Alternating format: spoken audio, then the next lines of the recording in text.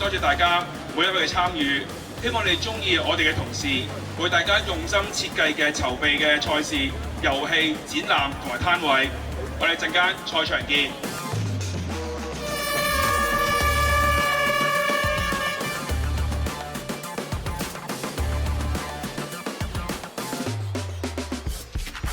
咁對於參加無國界醫生呢啲活動，我覺得非常之有意義啦。我都係下年我都一定會繼續參加嘅。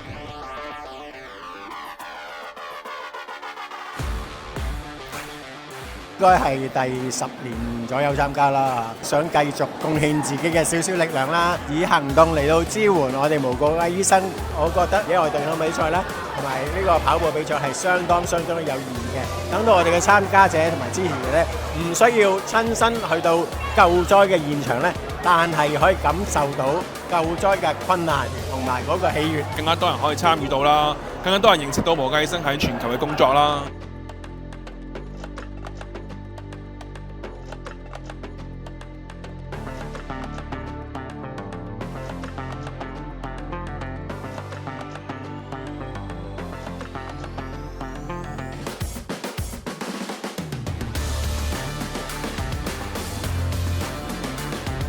希望大家多多支持無國界醫生。